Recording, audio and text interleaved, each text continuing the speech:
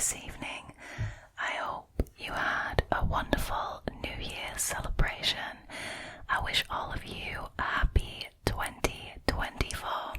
Happy and relaxing and spooky, of course. Now, tonight's episode is going to be a random compilation of creepy encounters from Reddit. So sit back, relax, get comfortable, get cozy, and get ready to be spooked. Now, with that being said, and of course, as always, without any further ado, let's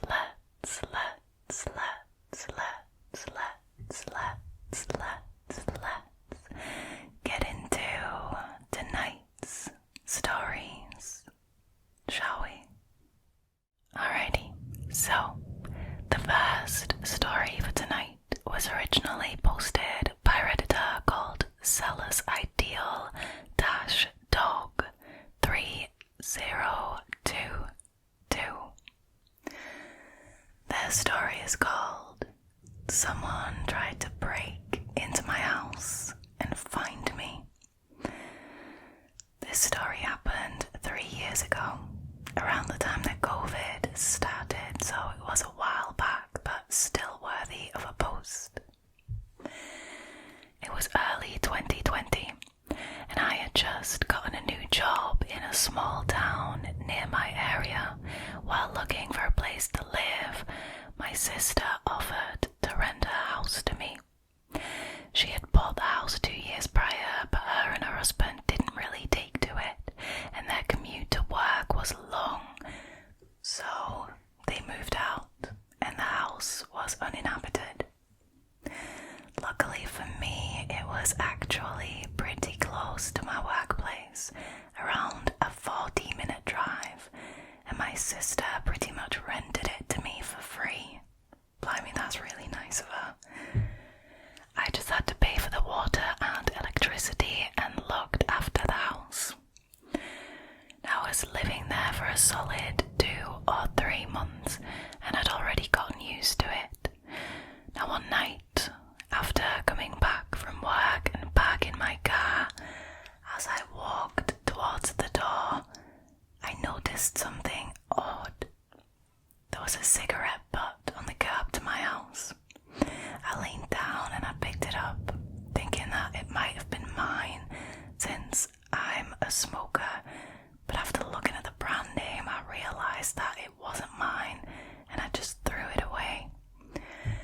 I didn't think much of it, and just shrugged it off as some a-hole throwing it at my curb. I went on with my night and nothing unusual happened. But 2 days later, I was once again walking to my house when I spotted a few more cigarette butts. This time, they were near my porch. Needless to say, I was pissed off and thought that someone sat on my porch and smoked, but since I didn't know who it was, there was nothing I could do about it.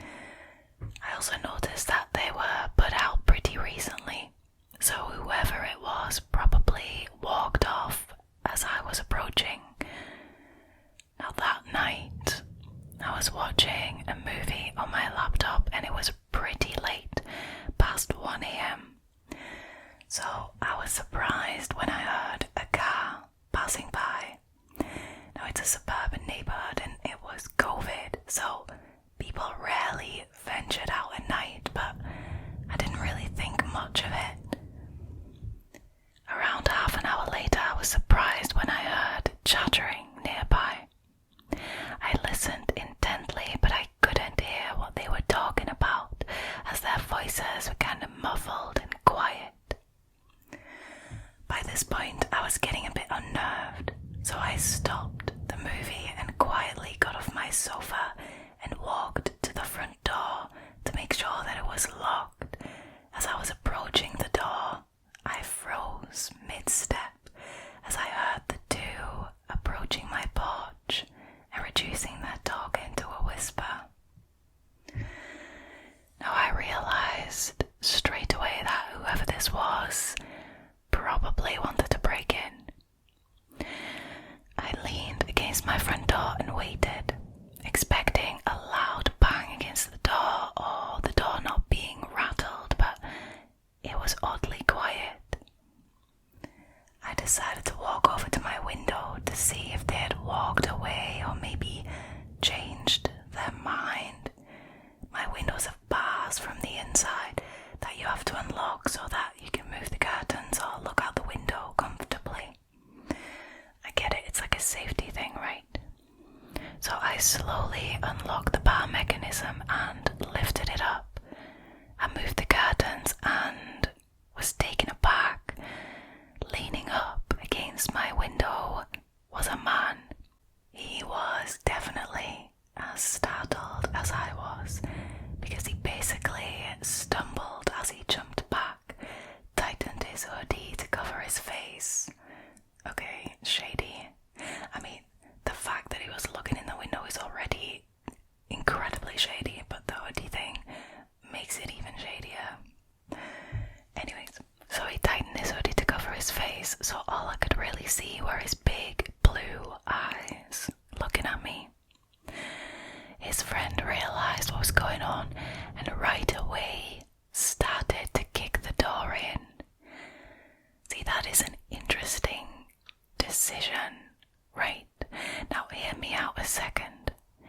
If you're trying to break into somebody's house and you basically get caught, you get spotted, I think most burglars would run, right? Not then start to kick the door in. That's very strange to me. I don't know about you, but that is odd, right? So his friend realised what was going on and right away started to kick the door in. He kicked it a solid 4 or 5 times, but the door wouldn't budge. All the while I was staring at them, frozen in fear and just trying to comprehend the situation and grasp what was happening. I snapped out of it and slammed the bars back over my window, locking them and running upstairs to the storage room, where I pushed a table up to the door and called the police. As I listened and expected the dude to come inside any minute, I heard a loud crash and the bars from the windows being shaken aggressively. Now when they realised that they couldn't get in, one of them let out this long, angry scream that probably woke up half the neighbourhood. Now, by the time the police arrived, they were gone. The police couldn't find out who it was, but were more active in the neighbourhood in the following weeks. Regardless, I wasn't really keen on staying there, so shortly after that, I moved out. My sister sold the house a few months later, and as far as I know, nothing similar ever happened since.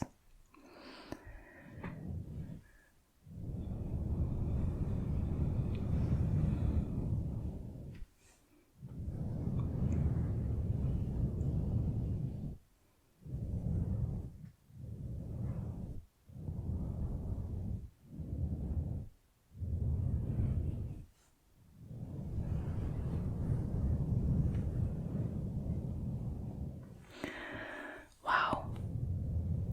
Mental. Honestly, this story is unusual to me. I mean, the behaviour of these burglars is unusual to me, right? Because it almost seems like they had been watching the Redditor. They had been observing the Redditor's behaviour to make sure that they would be home when they attempted something. You know, the cigarette butts that were found near the porch of the house and on the pavement or whatever it was, I mean, indicates that they were probably scouting the place, and instead of trying to figure out when the Redditor would not be home to be able to break in, it seems to me like they deliberately was a moment when the Redditor was home. I mean, proven by the fact that they were busted, right? The Redditors saw them in the window, and instead of running, instead of legging it, they proceeded to try harder to get in, to kick the door down, to get rid of those bars on the window. Like, that is mental. That to me indicates that those people wanted the Redditor to be home when they attempted this, and that is really, really effing scary. It's a shame that the police didn't catch whoever it was, because those people are still out there, presumably, right? So everyone else in their neighborhood, everyone else in the area where they operate is now potentially in danger of these people, right? That's always a sad part when the police, because it's a good thing that the Redditor phoned the police, as the right decision, but it's always, you know, a bit of a sour one when the police aren't able to figure out who did it, aren't able to find the people who did it, because then you just know that they're still out there, right? I'm really happy that they didn't manage to get in though, because clearly they had horrible intentions, and if they had gotten inside, it might not have ended well for the Redditor. So I'm glad that they are okay.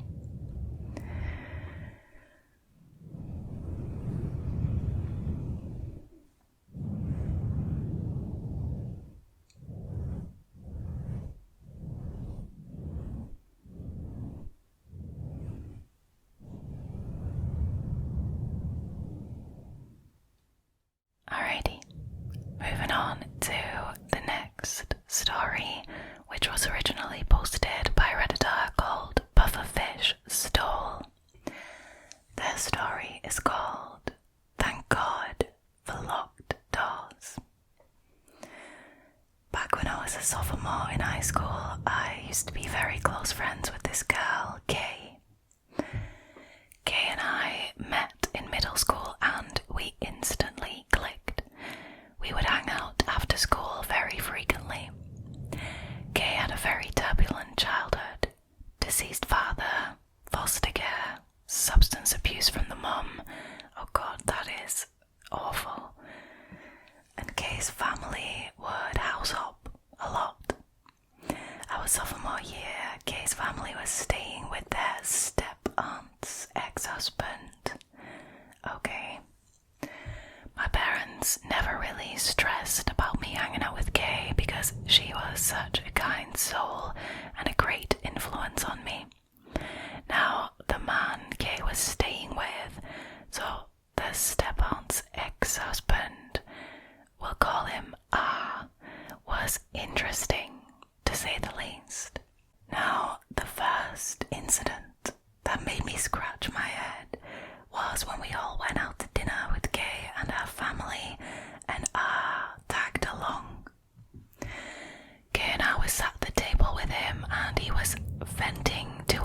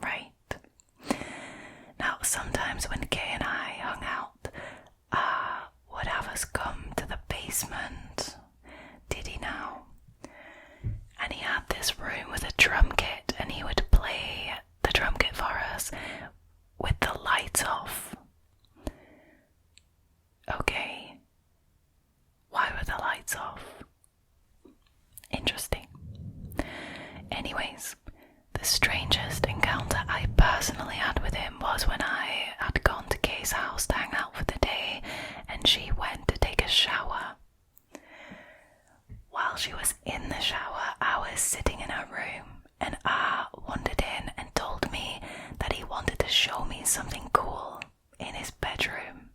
Who else no? Kay's room was on the first floor and R's room was the only room on the second floor. Being the naive girl that I was, I agreed and I followed him upstairs. When we got to his room, he realized that the door was locked and he seemed very annoyed about it and jittery because his key was downstairs. Now, instead of just going downstairs and getting the key, takes a credit card out of his wallet and tries to unlock it. What? He takes a credit card out of his wallet and tries to unlock the door that way.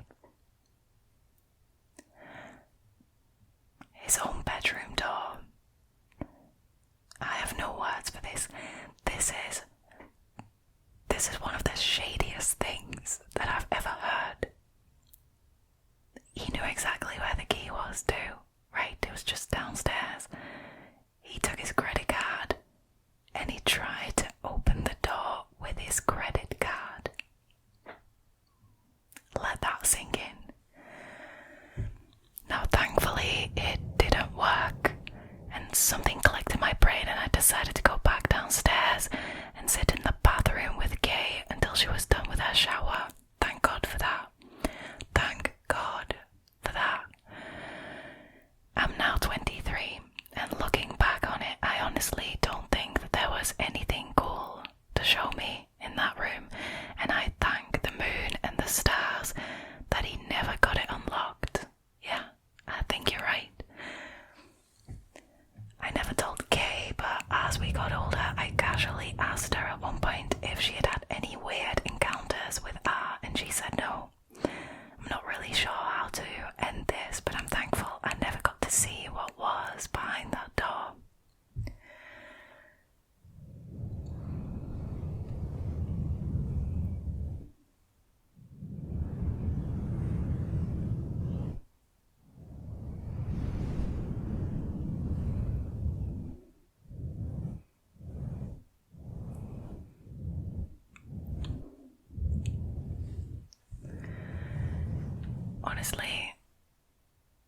Honestly, like, my first thought with this is that maybe that door was set up in a way that it was supposed to lock when closed, right? Don't know if that's possible with some locks. I'm pretty sure it is. But I think that kind of what that arm meant to do was lure the Redditor up to his room, have her enter the room, shut the door behind the Redditor, and then it would lock, and the Redditor would be stuck inside. Like, that's kind of what I'm scared of here. I also don't think it's likely that there was actually something cool in the room to show the Redditor, because if there was, right, you wouldn't get so upset about the door being locked. That door probably shut on its own. I started panicking because he had left the key downstairs and really wanted the Redditor inside that room, right? So if you really just had something cool to show the Redditor and the key was downstairs, you would have just no problem gotten that key from downstairs rather than whip out your wallet, grab your credit card and try to open that door like burglar style. That is extremely shady. In his own house, mind you. In his own damn house. Honestly, I think the Redditor dodged a bullet there. I'm actually pretty certain of it. What are your thoughts on this? Let me know in the comments below. It's absolutely wild to me.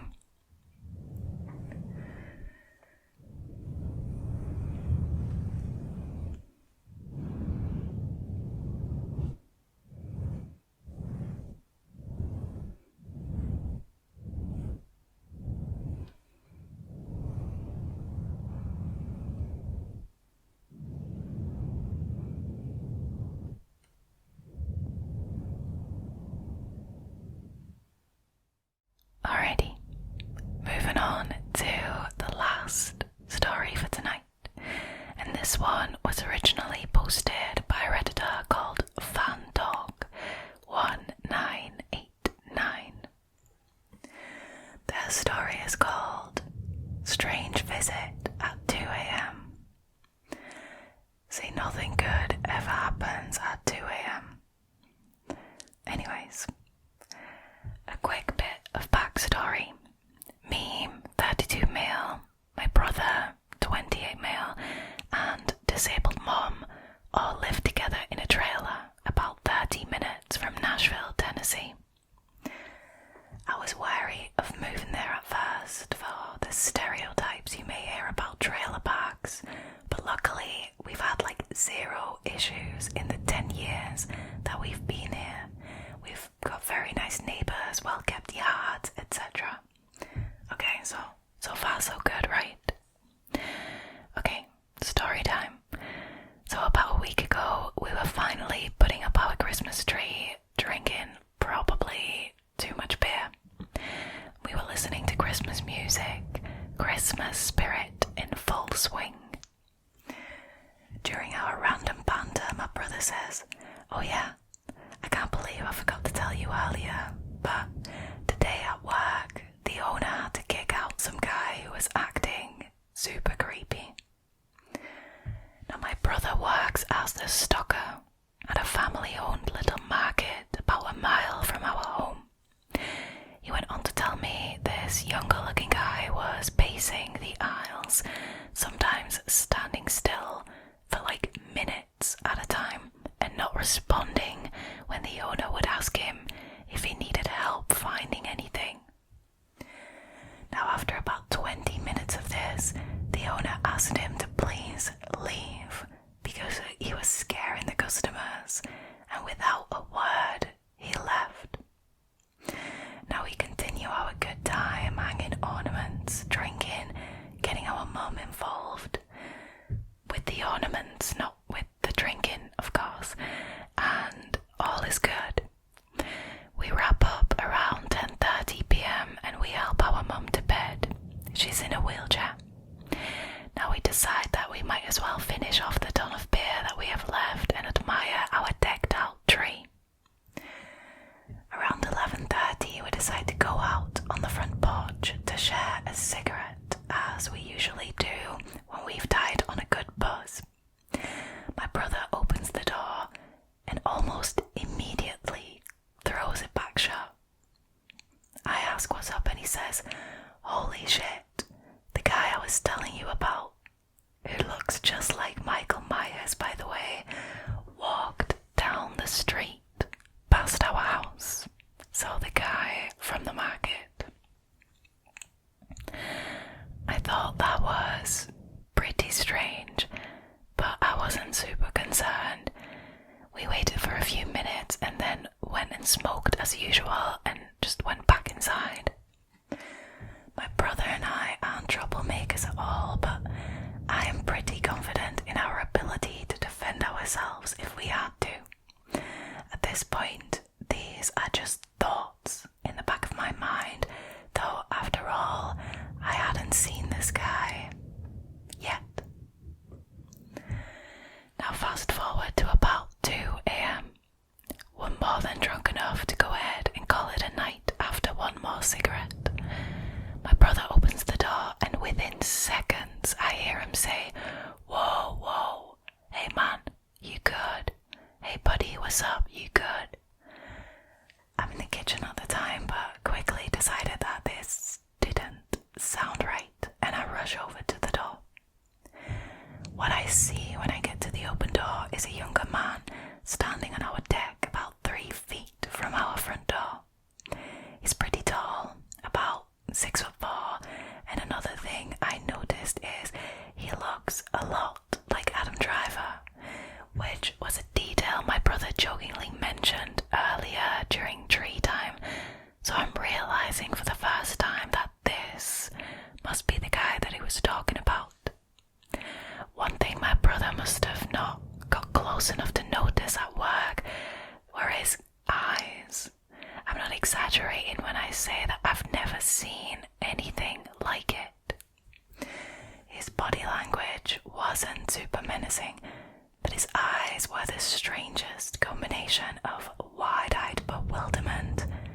fury. Like, us opening our front door confused him and also made him very, very angry. That kind of sounds like it could be substance abuse to me, but you know, I can't say that for definite, obviously. Now I joined my brother in explaining to him that it's late. Yeah, it's 2 a.m. and he should head home. After what I would say was about 30 seconds of staring, he just walked off without a word. Now, I peeked out of our blinds to make sure he had really left, and I saw nothing. We both tried to laugh it off and were saying things like, well, that was pretty weird, huh? But it took a while for my adrenaline to taper off. The thing that I kept thinking to myself that bothered me was those 30 seconds to me felt like he was the one deciding what the next move would be, but what that could have been, I have no idea. I also didn't love that my brother said when he opened the door that he was already standing there. So, like, for how long? Exactly. He might have been, like, looking inside for a really long time and you just didn't notice. That is a really creepy thought. So, we calmed down watching YouTube videos, and after another 30 minutes or so, I say to my brother, okay man, you know, let's just head up to bed. I'll take one more look outside to be safe, but I felt like it wasn't really necessary. I open the door, and he's back again. The street lights are spaced very far apart in our trailer park, but at the edge of our driveway, there I see his silhouette, probably 50 or so feet away, again, just staring at our front door. Nope. Absolutely. This is 3 times now. I feel I should mention that he's not there texting or on the phone with someone, he's just there, staring. I feel bad in hindsight because I'm sure that this poor guy had mental health issues or something, yeah, or, again, it could be like substance abuse. But between being drunk and exhausted and the look he gave us earlier, I was over it. Honestly, I understand. I mean, at this point, it's like, what, after 3 a.m? Like, you just want to go to sleep. You don't want to have to chase off this creepy dude who's constantly keeping an eye on your front door, right? I finally put some bass in my voice and say, hey man, you can't just stand in our driveway. You're being creepy, dude. Just please leave. I really don't want to call the cops on you, so don't make me. This seemed to work and his demeanour didn't change at all, but the word cops seemed to do the trick because he turned around and walked away once again.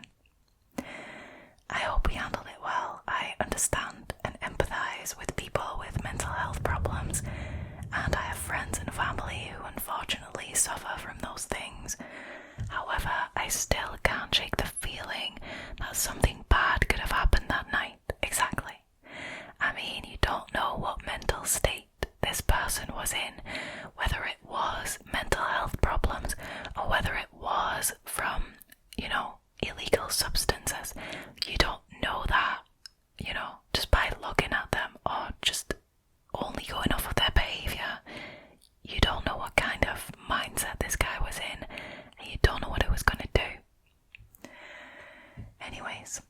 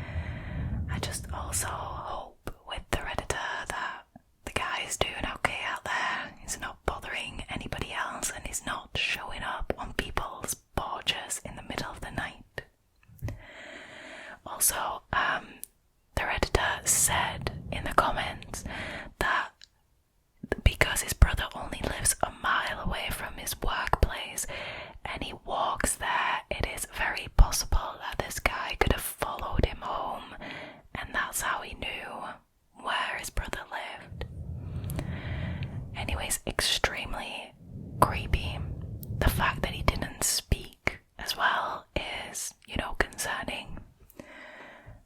The eyes, the description of the eyes, concerning. I mean, everything about this story was concerning, so I'm glad the Redditor and his brother and the mum all stayed safe.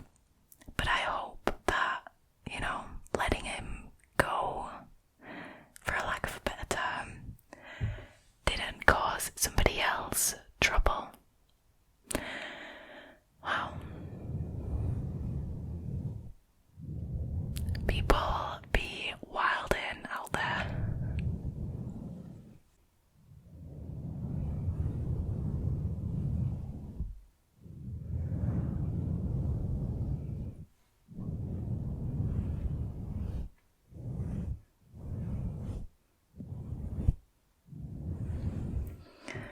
Alright, you guys, sadly that was it for tonight's scary stories. Thank you guys so much for choosing to hang out with me again tonight. I hope you enjoyed this episode. If you did and you haven't already, please consider subscribing to the channel, liking this video and leaving a comment down below. It really helps, and I also just